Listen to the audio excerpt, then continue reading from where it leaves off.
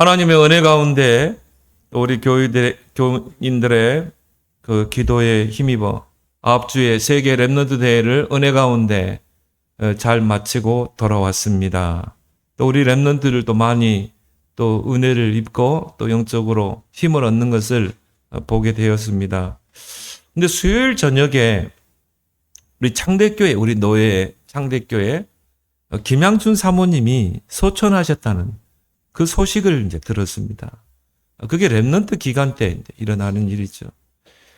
사모님이 20여 개월 대장암 수술과 또 항암 치료로 투병 생활을 하시다가 하나님의 그 부름을 받게 된 것입니다. 그래서 촉박하게 모든 게 진행됐고요. 금요일 날 또 올라오자마자 이 원자력 병원의 장례식장에서 또 저녁에 천국 안식 예배를 또 드리게 됐습니다. 우리가 입관 예배라고 그러죠.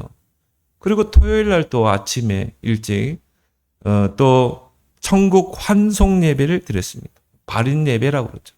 우리는 그런 장례를 복음적인 시각으로 또 봐야 되겠죠. 이런 바쁜 일정을 또 이렇게 보내면서 이 천국 안식 예배, 천국 환송 예배, 또 우리 벽제에 가서 사모님 이제 화장하는 것까지 이렇게 지켜보고 왔거든요. 그걸 보면서요, 여러 생각이 좀 교차했습니다. 거의 20년 가까이, 28년 가까이 했던 우리 노예 사모님이고, 굉장히 인자하신 분이고요. 그분은 절대 화낸 것을 보지 못했어요. 그래서 제 나름대로 영적인 어머니다, 우리 노예. 그런 분이 이제 하늘에 부름을 받으신 것입니다. 그 예배를 들으면서요, 여러 생각이 교차하더라고요. 성도의 기도는 결코 헛되지 않다. 그런 생각을 하게 됐어요. 왜냐하면 이 사모님이 이 불신자 가정에 이제 시집을 가게 된 것입니다. 이 사모님이 또 목회자 자녀예요. 부친이 목사님이고 또 어머니가 사모님이고 시골에서 교회를 하고 있는 그 가정의 또 딸이라 이 말이죠. PK죠. 그런데 이제 이 불신자 가정에 시집을 오게 된 것입니다. 그러면 가정 어려움이 있잖아요. 이런 불신자 가정, 특히 불교 가정에서는 두 종교를 허용하지 않잖아요. 그거를 굉장히 경계합니다. 한 집안에 두 종교가 있어서는 안 된다는 거겠죠. 얼마나 핍박이겠어요. 근데 시댁 집안이 강해요. 시부모님부터 해서 또 우리 남편 되시는 분까지 또 강한 집안입니다. 얼마나 힘들게 사셨겠습니까? 그래서 그 남편이 이제 목사님이 되셨죠. 정수영 목사님. 그 사모님에 대해서 이제 이렇게 프로필을 하면서 사모님이 도망가려고 했대요. 너무 핍박이 심하니까. 시부모님들이 또 핍박하지. 교회 가지 마라 그러고. 또 남편이 또 핍박하지. 그러니까 이제 야밤 도주하려고 그랬는데 아버지가 이게 목사잖아요. 아버지 얼굴에 또 먹칠을 할 수 없고 그래서 이제 그 가정에서 시부모를 섬기면서 살게 된 것입니다. 근데요, 그 불신 남편을 목사로 만들었어요. 목회 잘하고 계십니다. 그리고 그 시부모님, 시동생 부부를 다 복음 속으로 다 인도했어요.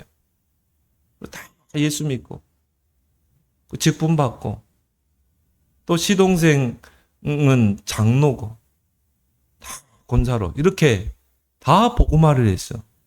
큰 업적을 이룬 거죠. 시댁 복음화를 완수한 것입니다. 왕생 불신자 가정입니다. 그것도 불교 집안인데, 대대로 우상 섬기는 가정, 제사 지내는 가정인데.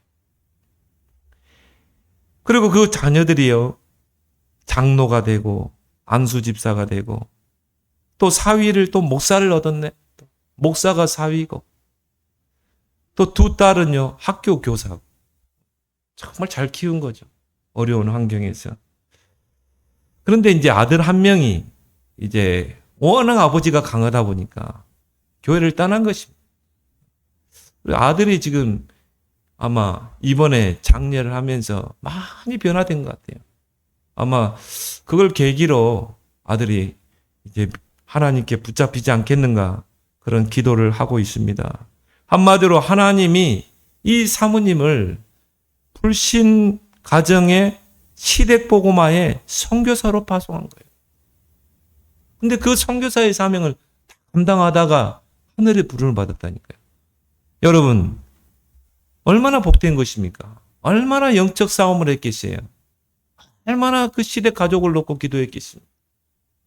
그 기도가 한마디도 헛되지 않는 거다.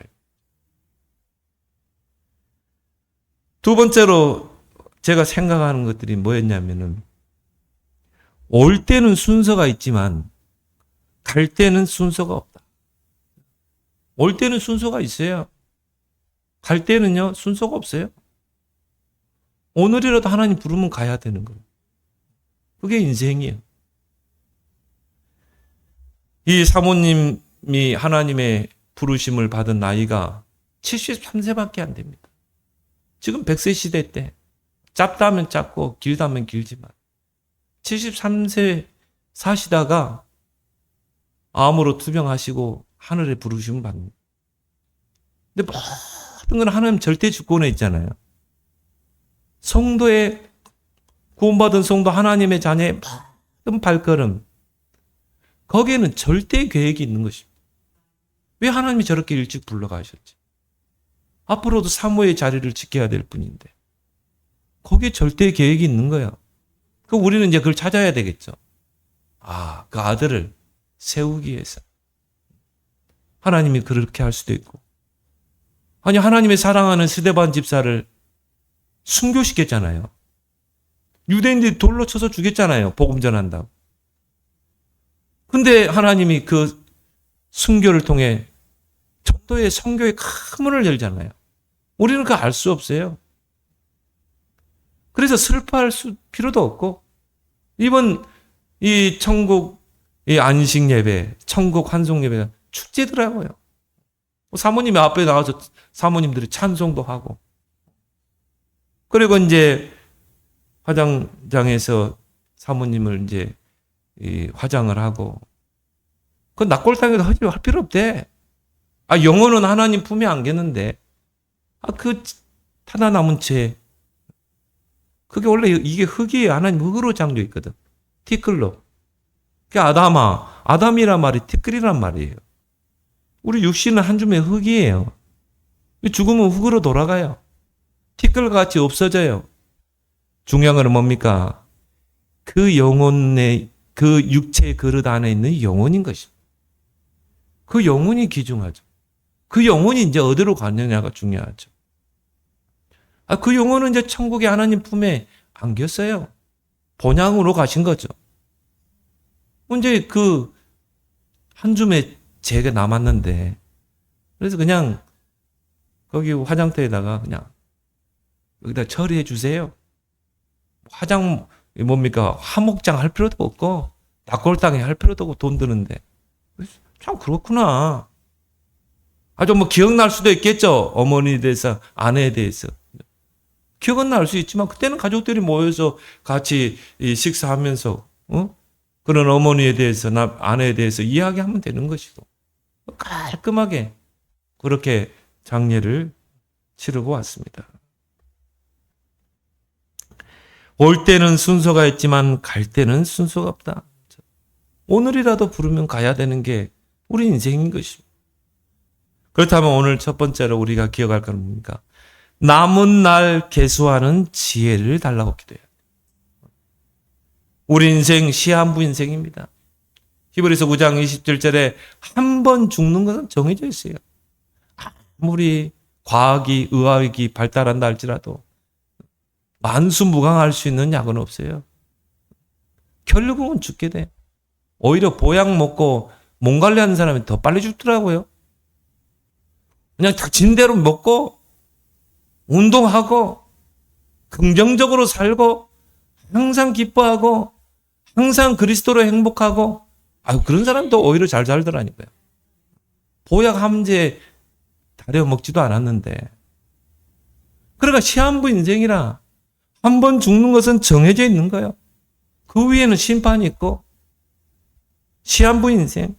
중요한 건 뭡니까? 한 번 죽는 것은 정해져 있는데 어떤 죽음을 맞이하냐 말이에요. 그게 중요하죠. 어떤 사람은 노화로 인해서 자연사하는 사람들, 또 질병으로 생을 마감하는 사람들, 또 교통사고로 죽는 사람도 있고요. 또 어떤 사람은 도로 가다가 신골, 땅이 꺼져가지고 거기에 차가 빠져들어. 하필이면 거리 차가 지나갑니까? 어떤 차는 운 좋아서 그냥 꺼지는데 넘어갔어요. 인생은 한 치 앞도 내다볼 수 없습니다. 한 치 앞도 내다볼 수 없습니다. 하나님이 지키시고 보호하지 않으면 한 치 앞도 내다볼 수 없다. 어떤 사람은 비행기 잘못 타가지고 비행기 사고로 죽고, 어떤 사람은요 비행기 티켓 끊어놓고 뭔가 잘못 늦게 도착해가지고 공항에 비행기는 먼저 가버렸어. 그래서 그 사람은 살아남았어. 그 비행기 탑승한 사람 다 죽고, 무안공항에 그 벽에 부딪혀서 다 죽었잖아요. 왜 하필이면 그 시간에 그 비행기를 탑니까? 알 수 없어요. 한 치 앞도 알 수 없어요. 그게 인생입니다. 어떤 사람은요, 아파트 현관에 들어가다가 자식하고 둘이, 엄마하고 둘이 현관에 들어가다가, 위에서 뛰어내렸는데 14층에서 뛰어내렸다는 게 투신자산하는 그 학생에 맞아서 죽었다니까요. 참 인생은 기구한가. 한 치 앞도 내다볼 수 없는 시한부 인생입니다. 그런데 어떤 죽음을 맞이하느냐가 중요하죠. 요한계시록 14장 13절에 주 안에서 죽는 자들은 복이 있도다. 주 안에서 죽는 자가 복이 있다. 다 죽어요. 언젠가는 다 죽어요. 근데 주 안에서 죽는 자가 복이 있다. 바로 예수 그리스도 안에서 죽는 자가 복이 있다. 왜 그렇습니까? 예수 그리스도를 통해 모든 죄사함을 다 받기 때문에. 모든 죄사함을 받는 자의 그 죽음이 복된 것입니다. 왜? 사망의 권세가 끊어졌기 때문에 그래요. 로마서 3장 10절에 의인은 없나니 하나도 없습니다. 이 땅에 의인은 하나 없어요. 다 죄인이요. 죄인으로 태어나는 것입니다. 한번 물어보세요. 당연히 죄 있어 없어? 다 죄 있다고 그러죠. 로마서 3장 23절에 모든 사람이 죄를 범하였으며 하나님의 영광에 이르지 못한다. 그 죄가 바로 원죄입니다. 근본죄. 우리가 자범죄, 생각으로, 마음으로, 행실로, 그건 자범죄예요. 그것 가지고는 지옥 안 가요. 그보다 그 근원적인 죄가 있는 것입니다. 나는 착하게 자랐는데요. 나는 선하게 자랐는데요. 그건 죄 없습니까? 예레미야는 내가 태중에서부터 죄인이라고 그러는데, 내가 죄 중에서 태어났다고 그러는데, 이 땅에서 죄가 없는 사람은 죽지 않아요. 왜? 죄의 싹은 사망이기 때문에. 이 땅에 다 죽잖아요. 안 죽은 사람 어디 있습니까? 그 말은 뭐예요? 다 원죄 아래 있는 거죠. 모든 사람이 죄를 범하였어요. 그 죄로 인해서요, 결국은 죽게 돼 있는 것입니다. 죄의 싹은 사망이라. 세 가지 사망이 있죠? 영적인 사망. 우리 안에 죄가 들어오면서 우리 안에는 영이 죽어버린 것입니다. 그래서 영이 죽고 하나님 떠난 인생은 스스로 자력 구원이 불가능한 것입니다. 아무리 탑 쌓고 아무리 공덕 쌓고 털끝만한 죄도 해결할 수 없어요. 털끝만한 죄도. 영이 죽은 자가 어떻게 스스로 구원받을 수 있습니까? 영이 죽어버렸는데. 그리고 뭡니까? 육적인 죽음. 강건하면 70, 80, 90, 100세 시대라고 그러는데 안 죽습니까? 언젠가는 죽어요. 나는요, 20년, 30년 골골골골 하다가 이렇게 사는 것보다 깔끔하게 그냥 하나님 부를 때 가는 게 좋아요. 언젠가는 다 죽으니까. 육적인 사망. 육적인 사망은 뭡니까? 영혼과 육체가 분리되는 것입니다. 육체라는 그릇 안에 영혼이 있잖아요. 죽으면 뭡니까? 혼이 빠져나간다고 그러죠. 영혼이 빠져나가는 거예요. 근데 그 영혼이 어디로 가느냐가 중요하죠. 천국으로 가느냐, 영원한 지옥으로 가느냐가 중요해요.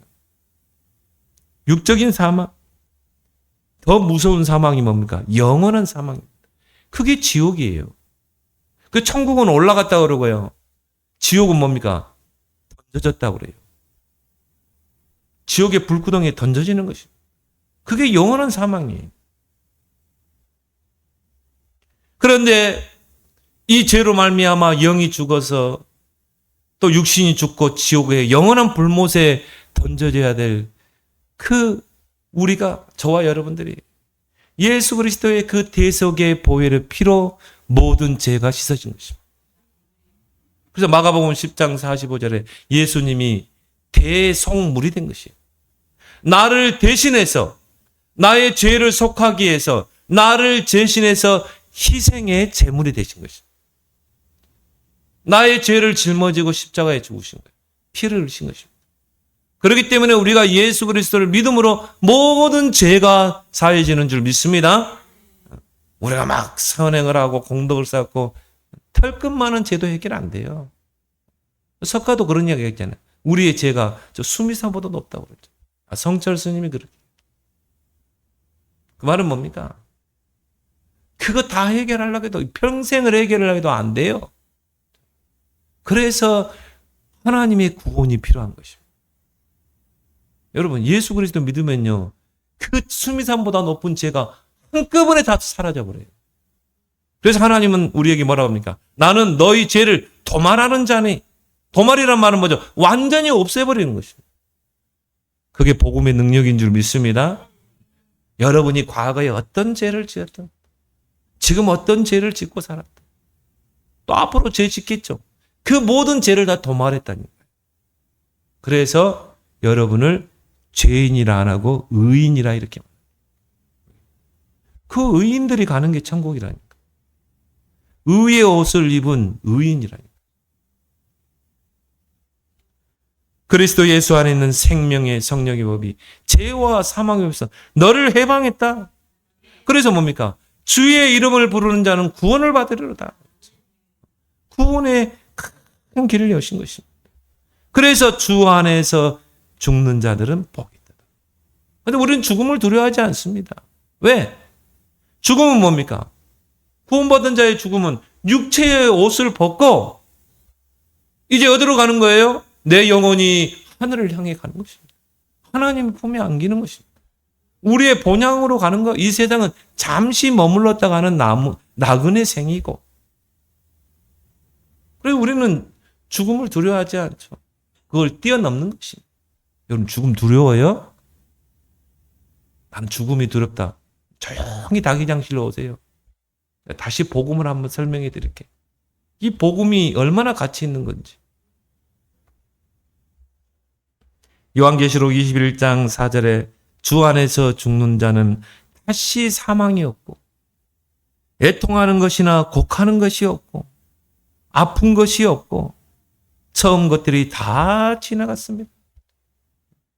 우리 사모님이 20개월 동안 얼마나 항암 치유하고 얼마나 그 질병의 고통과 싸웠겠어요. 그런데 어떻게 해요? 육신의 장막을 벗고 이제 그 영혼이 하나님 앞에 가면요, 다시는 아픈 것도 없대. 애통하는 것이나 곡하는 것도 없대요. 그래서 기독교 문화에서는요, 죽었다는 표현을 쓰지 않습니다. 우리 장로님이 죽었네? 잘못된 표현이에요. 주무시네. 그리고 우리는 잔다라는 표현을 씁니다. 잔다라는 것은 깨어날 걸 전제로 하잖아요. 어제 여러분 밤에 주무셨죠? 잤잖아요. 오늘 아침에 깨어났잖아요. 그럼 이 땅에서 우리가 눈을 감고 자면 천국에서 깨어나는 줄 믿습니다. 우리는 왜 잔다라는 표현을 씁니다.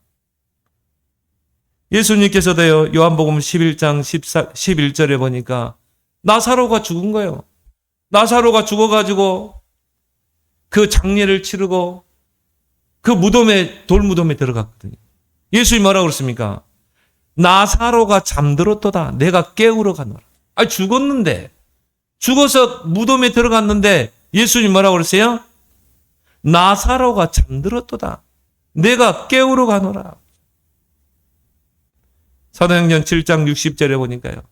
스데반이 유대인들 앞에서 복음 전하다가 돌로 맞아 죽었거든요. 근데 그 성경이 뭐라 표현했어요? 스데반이 잔이라. 그 영혼은 돌에 맞아서 순교당하고 죽었지만 잤다 이 말이에요. 돌에 맞아서 잤어요. 그럼 어디서 깨어나겠어요? 천국에서 깨어나겠죠. 그 몸은 피투성이가 되고 만신창이 됐겠지만 천국에서 깨어난 것입니다. 그 영혼이. 그래서 주 안에서 죽는 자들이 복이 있는 줄 믿습니다. 그렇다면 여러분, 나의 남은 날 계수하는 지혜를 구해야 돼요. 시편 90편에 보니까 모세의 시죠. 우리의 인생이 하나님에게는 밤의 한순간이라 이 말이에요. 잠시 잤다가 깨어나는 것 같지. 70, 80 인생인데 하나님 볼 때는 밤의 한순간이요. 아침에 피었다 밤에 시들어버린 풀과 같다. 아침에 잠시 피었어요. 근데 밤이 되면 시들어버려. 하나님 볼 때는 우리 인생이 그렇다니까. 70, 80 인생이. 우리의 평생이 순식간에 날아가나이다. 우리의 인생이 신속기간이 날아가나이다. 화살을 쏘는 것처럼 막 신속히 날아가는 것이. 여러분도 한번 보세요. 여러분의 살아온 뒤안길 한번 보세요. 엊그제 10대 같은데 20대. 벌써 40대, 50대, 60대 그러잖아요. 금방금방 갑니다. 신속히 날아갑니다. 그렇다면 우리 인생을 그냥 이렇게 허비해서는 되겠습니다. 시편 90편 12절에 우리에게 우리 날 계수함을 가르치사 지혜로운 마음을 얻게 하옵소서. 우리의 살아온 날을 계수함. 내가 지금까지 살아온 날을 계수하면서 내가 예수 믿기 전에 이렇게 살았지. 내가 죄악 가운데 살았지. 내가 하나님의 은혜로 예수 그리스도를 믿어서 하나님의 자녀가 됐구나. 천국 백성이 됐구나. 그러면 앞으로 내가 살아갈 날이 있을 거 아닙니까? 요즘 100세 시대라 하지만 그래 100세? 앞으로 우아하기 좋아하지만 100세까지 살겠죠. 100세? 좋아. 그럼 내가 지금 나이 그럼 나는 앞으로 어떤 삶을 살아야 될까? 그 남은 날을 계수할 수 있는 지혜를 달라고 기도해야 되는 거예요. 금방 간다니까요. 신속히 간다니까요. 나의 남은 날을 어떻게 가치 있게 살 것인가? 어떻게 하나님께 영광 돌리며 살 것인가? 구원받은 성도의 목적은 뭡니까? 고린도전서 15장 31절. 먹든지 마시든지 무엇을 하든지 하나님의 영광을 위하여. 나의 남은 삶은 어떻게 하면 내가 하나님께 영광 돌리고 살까? 이걸 계수해라는 거예요. 신명기 8장 6절에 보니까 하나님께서 출애굽한 이스라엘 백성이 광야길을 가는데 하늘 양식 만나를 내리셨다고. 땅의 양식이 아닙니다. 하늘에서 양식을 내렸어요. 그게 만나입니다. 그러면서 그 하늘 양식 만나를 광야에서 내리신 이유를 설명했습니다. 만나를 내게 먹이신 것은 사람이 떡으로만 사는 것이 아니요 여호와의 입에서 나오는 모든 말씀으로 사는 줄을 네게 알게 하려 합니다. 사람이 본분이 떡으로 사는 존재가 아니야. 떡으로만 산다면 개나 돼지나 똑같아요.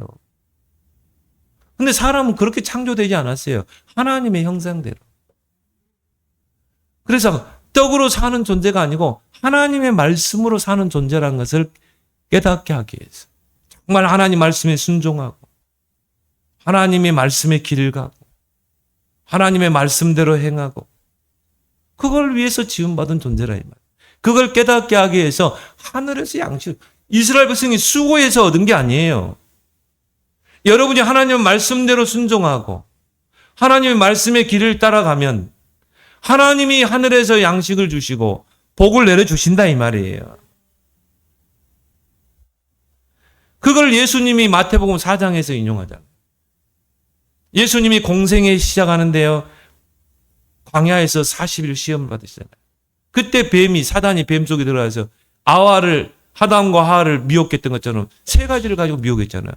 네가 40일 동안 굶주렸으니까 배고프지? 네가 하나님의 아들이라면 이 돌이 떡이 되게 해봐라. 예수님은 그걸 못합니까? 그보다 더한 걸 또 주세요. 예수님이 뭐라고 그랬어요? 사람이 떡으로만 사는, 신명기 이 8장 6절 그 말씀을, 사람이 떡으로만 사는 것이 아니에요. 하나님의 말씀으로 살게 하려 합니다. 우리 인생이요, 떡. 그런 인생이에요. 거기에 우리 인생을 다 합의해버리는 거죠. 하나님의 영광을 위해서는 전혀 살지 못하고. 그것만큼 불쌍한 인생이 어디 있겠어요. 물론 천국은 가겠죠. 부끄러운 구원 아니겠습니까? 그래서 예수님 마태복음 6장에 무엇을 먹을까 마실까 입을까 거기에 너희 인생의 기준을 두지 말라는 거죠. 그것 가지고 기도하지 말라는 거죠. 그건 다 이방인들 불신자들이 하는 기도 아니냐. 너희 천국에서 다 알고 있느니라. 너희는 먼저 그 나라와 그를 구하라. 그럼 모든 것을 너에게 더하세요. 정말 하나님의 말씀대로 하나님의 말씀의 인도 따라 하나님 말씀에 순종하고 이 광야길을 걸어가면 하늘에서 양식을 내리고 하늘에서 복을 주시겠다는 거죠. 이 모든 것을 더하시고 경제가 필요하냐? 경제 주시고 건강이 필요하냐? 건강도 주시고 자녀가 걱정되냐? 자녀를 책임지시고 여러분 우선순위를 완전히 바꾸세요. 이제 남은 인생은 그렇게 해요. 남은 인생은 여러분의 우선순위를 바꾸라. 세상에서 가장 불쌍한 인생이 뭡니까? 일평생 떡을만 사는 존재. 떡 하면서 의식주, 조금 더 넓은 집, 조금 더 돈을 벌고, 조금 더 재산을 축적하고, 최고 불쌍한 인생입니다. 그럼 여러분 죽을 때 그거 가지고 갑니까? 남 좋은 일 시키는 거예요, 여러분. 나는 그러고 살고 싶어요. 내가 병진다. 하나님을 위해서 마음껏 쓰고, 자식에게 재산 안 물려줘. 마음껏 하나님을 위해서. 그러면요, 하나님은 뭡니까? 하나님의 세면은 퍼쓰면 퍼쓸수록 차고 넘쳐요. 그러잖아요. 누르고 흔들어 차고 넘치도록 안겨주신다. 시편 90편 10절에 인생이 신속기간이 날아가나이다. 남은 날 계수하는 지혜를 강구하는 여러분 되길 바랍니다. 두 번째, 저는 이번 장례를 하면서 두 번째, 단 하루를 살아도 그리스도의 제자로 살자. 그래서 그리스도 제자의 삶이란 무엇입니까? 우리 인생의 모든 문제 해답 대신 그리스도를 풍성히 알고 누리며 예수가 그리스도이심을 증거하는 삶. 단 하루를 살아도 그렇게 살아야 돼. 얼마나 가치 있습니까? 단 하루를 살아도 그리스도의 제자로 살자.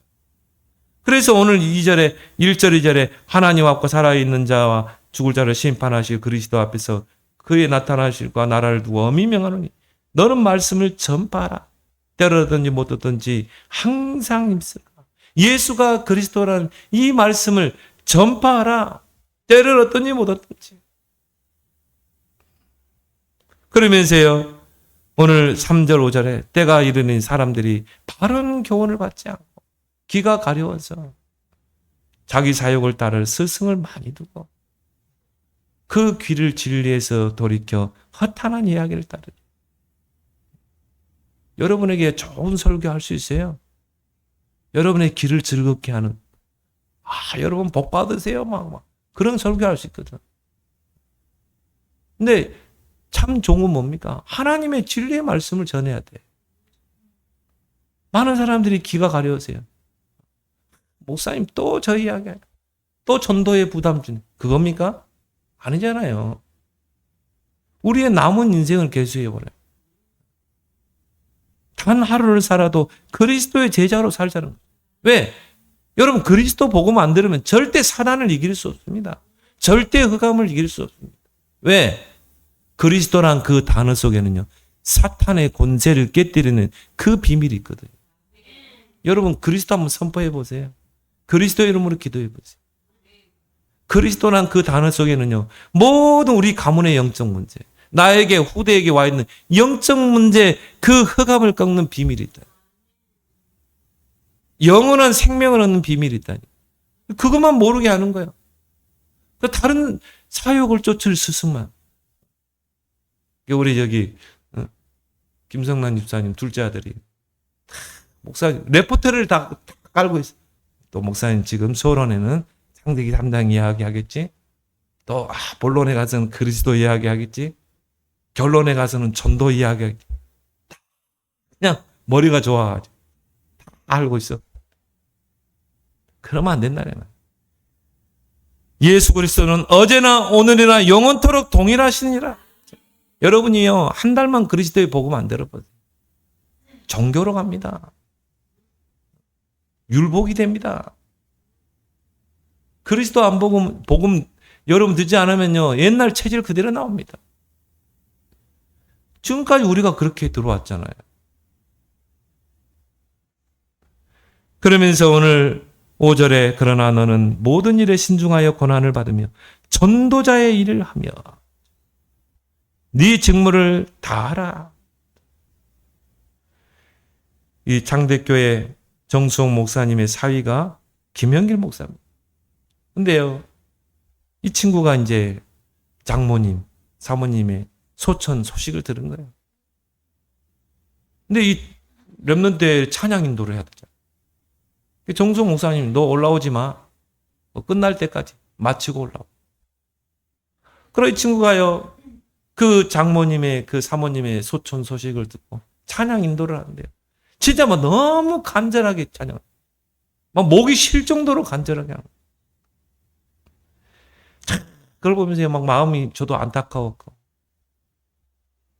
그러면서 이 친구가 그리스도의 제자라는 이 찬양을 부르는 계속 반복해서 외치면서 계속 그 찬양을 부르는 거 있죠. 저도 막 따라서 외치면서 이 찬양을 불렀습니다. 단 하루를 살아도 그리스도의 제자로 나의 남은 인생 영원한 그리스도의 제자를 세우리라. 이걸 계속 반복해. 단 하루를 살아도 나에게 오늘 하루의 생밖에 남지 않았다. 나는 그리스도의 제자로 살겠다. 그걸 계속 반복해서 하는 거죠. 막 쥐어짜면서 막 소리 지르면서 목이 쉬도록. 다른 사람은 왜 저렇게 뭐 계속 저 찬양만 부를까? 우리는 알았잖아요. 사모님의 소천 소식을 들었기 때문에. 고 김양순 사모님은 일평생 그리스도의 제자의 삶을 사셨고요. 그리스도의 제자를 세우고 가신 분입니다. 이게 바로 최고 복된 죽음 아니겠습니까? 남편을 그리스도의 제자로 목사로 세웠어. 사위를 그리스도의 제자를 사위를 삼았어. 자녀들을 다 그리스도의 제자로 세웠어요. 이것만큼 복된 인생이 어디 있습니까? 우리의 남은 인생을 계수하면서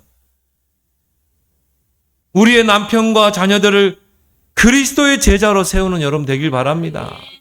이것만큼 최고 복된 인생이 어디 있습니까? 정말 우리 자녀가, 우리 남편이 그리스도의 제자가 세워져서 그리스도의 증인으로 서는 것. 우리 자녀들이 정말 그리스도의 제자가 되어서 간 곳마다 사단의 권세, 저주의 권세, 영적 권세를 이 흑암을 꺾고 정말 그리스도의 증인으로 사는 것. 그것만큼 복된 인생이 어디 있겠습니까? 김항순 사모님의 그 죽음이 복되더라니까요. 오늘 본문의 디모데후서는 바울이 로마 감옥에서 쓴 마지막 유언서입니다. 이 유언서를 쓰고 디모데후서를 쓰고 바울이 순교를 당하게 됩니다.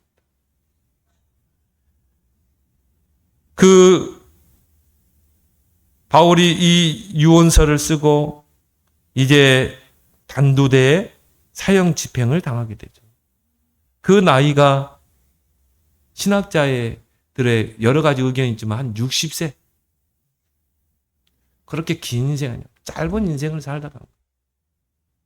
그래서 이 디모데후서를 그의 사랑하는 제자, 아들과 같이 여기는 제자에게 이 서신을 보내고 이제 형장의 이슬로 사라진 것입니다.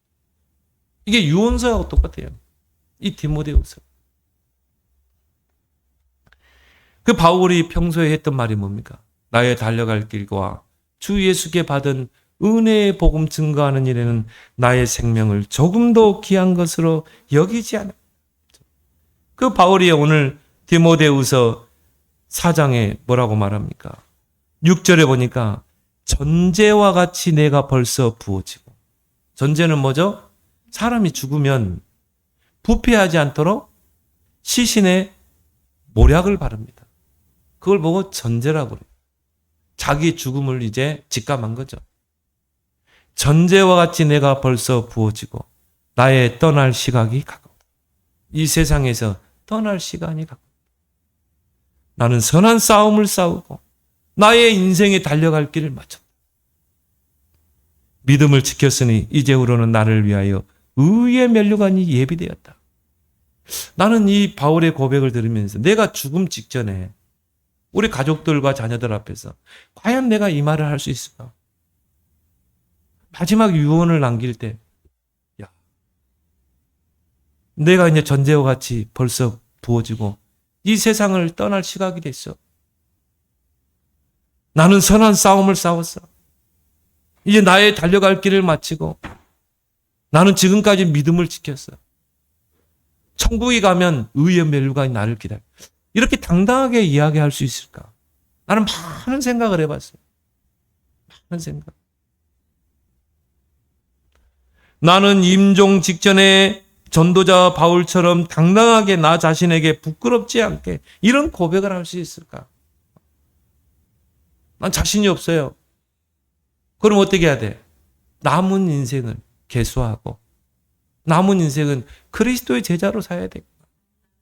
그리스도의 제자를 세워야 되겠다. 여러분 생이 되기 바랍니다. 그리고 세 번째 뭡니까? 기념비를 남기고 가자. 이제 남은 생 계수하고 기념비를 남기고 가자. 바울이 개인적으로 아들로 불렀던 두 제자가 바로 젊은 디모데와 디도입니다. 청년입니다. 바울이 결혼도 안 했는데 바울이 아들로 불렀다니까요. 또 디모데후서 1장 2절에 보니까요. 사랑하는 아들 디모데에게. 디모데를 얼마나 아꼈으면 사랑하는 아들 디모데. 디모데후서 2장 1절에도 내 아들아.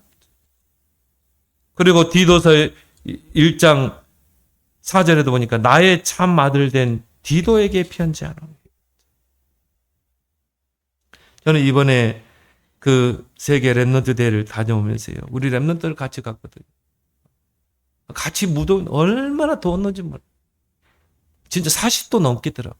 막 지열이 올라오는데요. 야, 그런데 우리 랩넌트들이요. 얼마나 말씀을 간절히. 막 기도할 때 보니까 얼마나 간절히 기도하고. 야, 그래서 막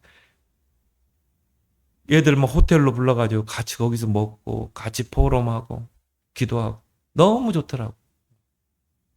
그래서 우리 랩넌트들이 이번에 받은 그 말씀을 언약으로 붙잡고 언약의 여정을 떠나도록 서밋으로 세워지도록 기도해 주시기 바랍니다.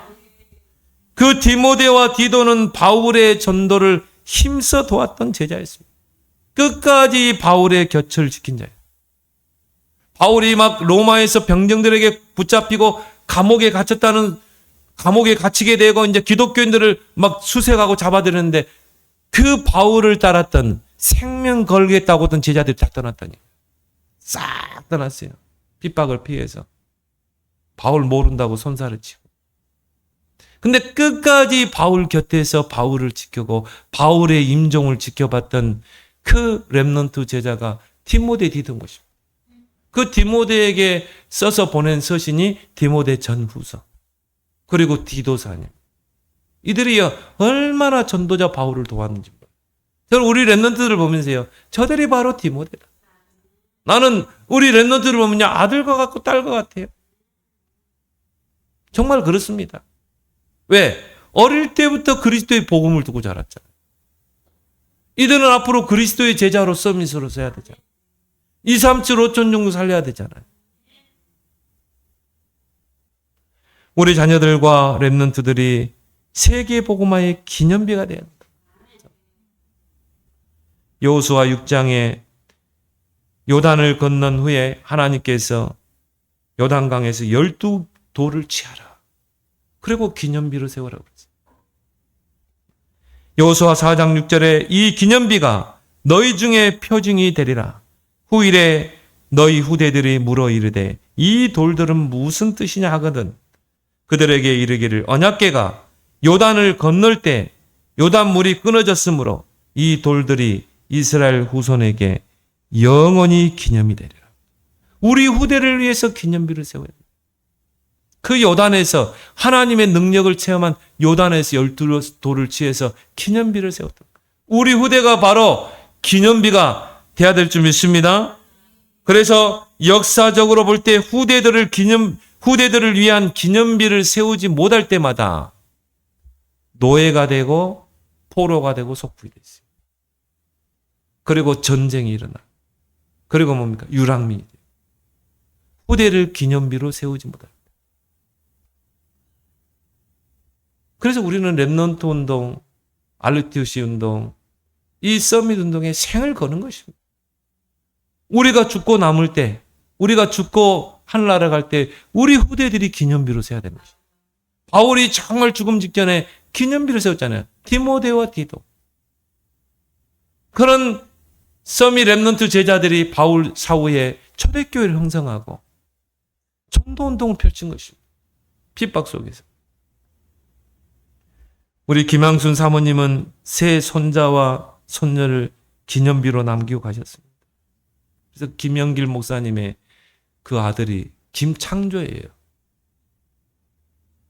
그래서 이번에 장례를 한대요. 얘가 얼마나 구슬프게 우는지. 그 소리를 들으니까요, 막. 저는 우리 형님 떠나보내고 아버지 떠나보내고, 그렇게 운 적 없어요. 천국 가셨으니까. 근데 그 꼬맹이가요, 그 할머니 그 영정을 보면서요, 그렇게 우는데요. 야, 진짜, 막 눈물이 나더라고요. 뭐, 종숙 목사님은 절대 울지 마라고 그러고, 축제니까 울지 마 그러는데, 그 꼬맹이가 그 할머니를 보면서 우는데, 슬피 우는데요. 할머니의 기념비구나. 앞으로 하는 할머니의 기념비로 훌륭한 서밋으로 크겠구나. 그 할머니가 그 손자를 그렇게 키운 거예요. 언약 전달하고. 저는 알거든요. 여러분 인생 시한부 인생입니다.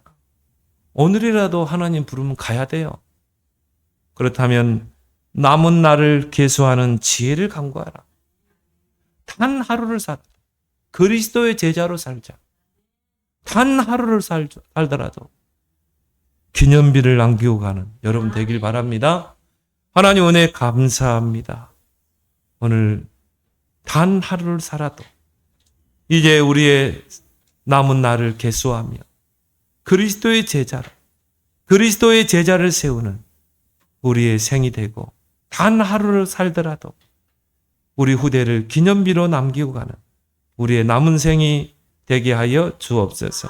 예수님의 이름으로 기도합나이다. 아멘.